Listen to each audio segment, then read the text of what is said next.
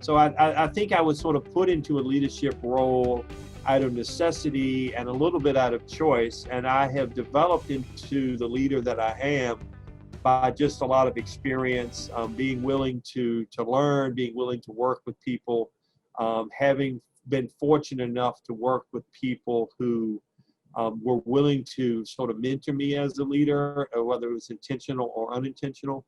And you sort of like determine what some people do that seems to work well, and you sort of model some of your behaviors about them. So I think as a leader, I would say I'm somebody who has actually grown as I've gotten older with the position. I've been chair since 2001, so I think a big part of it is just experience. I would say that my number one probably guiding principle as a leader would be the word respect. As a department chair, you've got a lot of different people that you work with. You obviously have to work with upper administration, particularly deans and associate deans who have goals and so forth.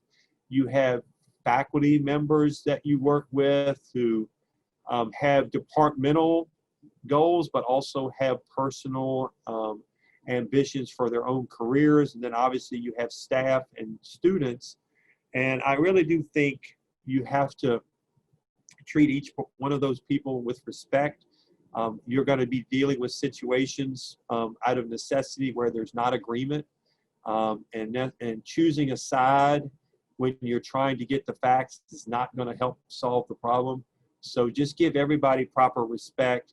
And then I'd say the second principle is that when it is time that you have to make a choice or make a stand or make a decision, to make that decision and to have a reason why you made that decision.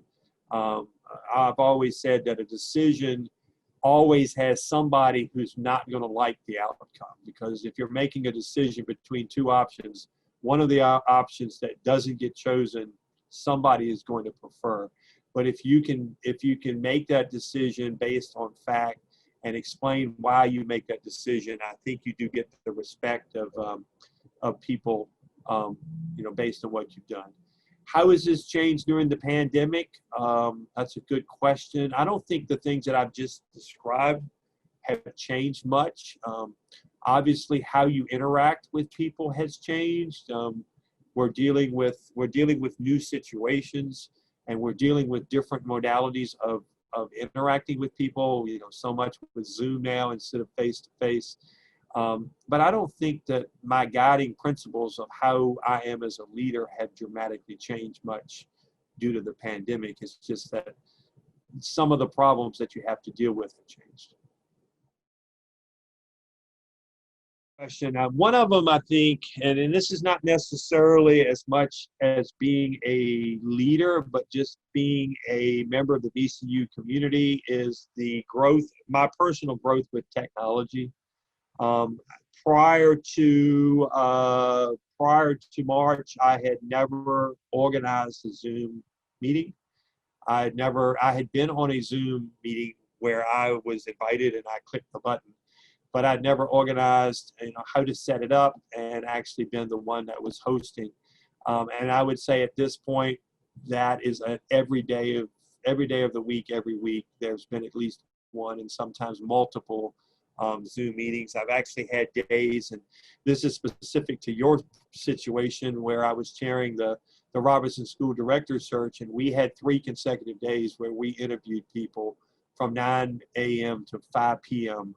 And I was coordinating the Zoom meetings. So that piece, and not just Zoom, but technology overall. I mean, I've always been one who's used statistical technology in my courses, but some of the other technology that we have to do to teach courses remotely or to teach courses in person, but to record so that those individuals who are somewhere else can actually participate in the classes. So I'd say the one thing that I've learned has been technology.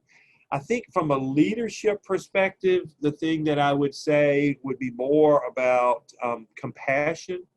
And when I say that word, I mean understanding that people have so many different situations. there are so many different people that facing so many new problems. And I'll just use a student perspective. You know, you've got the student who literally does not have access to the internet for 3 days, and they had quizzes due or they had a test due. There was no way that they could complete that. And I think what I've learned is that you have to be a little bit more adaptable to the situation, to allow things. So I would say as a leader, and the example I gave was with students, but I think it's the same thing when you're dealing with your faculty or you're dealing with administration. You have to become a little bit more adaptable to understand that, you know, you're keeping the big picture in mind, and that's why we here as VCU, we want to support the students, we want to support the faculty, we want to produce research. What can we do as leaders to do that? So I would say that is really the other piece that I probably learned during this period. Never been a department, at least under my leadership, that really wanted to do a lot of meetings. You know, we would have our meetings at the beginning of every semester. We would have meetings that were necessary to discuss the things that needed to happen.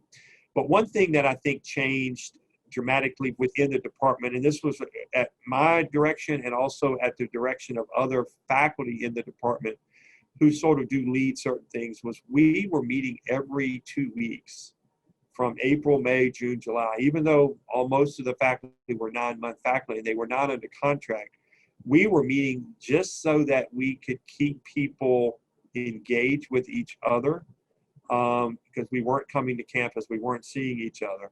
So I think that was one thing that became very positive, is that the level of engagement among the faculty in the department for those sort of meetings when they didn't even have to participate at all was really, really good.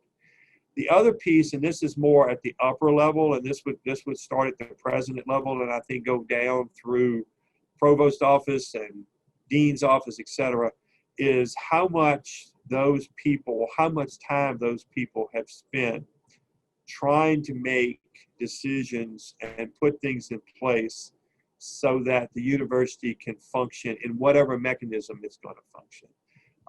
You know, again, decisions mean there's 2 options or more options, and everybody's not always going to agree. And they're having to make decisions about things that no one really knows what's going to happen. So I think the fact that there's been such constant communication, everything I have not agreed with, but a lot of things I have agreed with, everything I've not understood, but most things I have understood. I would say from a leadership perspective of what I've seen is that the fact that the leaders at this university have been dealing with unknown problems and doing so as professionally as possible and communicating as regularly as possible what the decisions are, why the decisions are being made. I think that's been the most positive piece from a leadership standpoint that I've observed, you know, basically in the past 6 months from when the COVID time started. And we think from a joking standpoint is the 3rd week of March, we had just gotten off spring break and I just gotten off a cruise. So it would have been great if I could have just told myself to stay in Florida and don't come back to the problem. But I don't think that's really what you're asking. I think if I would have known the 3rd week of March what I know now, I don't know if things would have been that much different. I mean, we realize now that things didn't go back to normal as quickly as we were thinking or hoping that they were. And I think me personally and the department and probably a lot of other people didn't make what we could call semi-permanent changes as quickly as we could have, because we were assuming that, okay, this will be past when the summer gets here and it heats up and the virus gets killed and it goes away. But that didn't happen. And I think if I would have known in March what I know now, I don't think I would have changed the seriousness of how I took it, because I did take it seriously.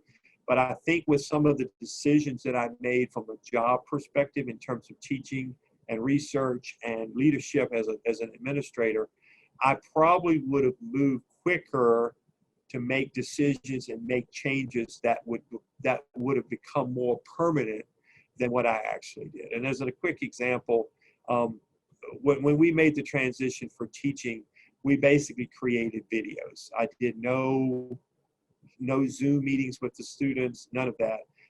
But now that's what I'm doing with my class. So I would have probably taken the ambition to learn how to do that earlier if I would have thought it was going to be part of my job in the fall and not just a 7-week or 6-week inconvenience to get us through the spring semester.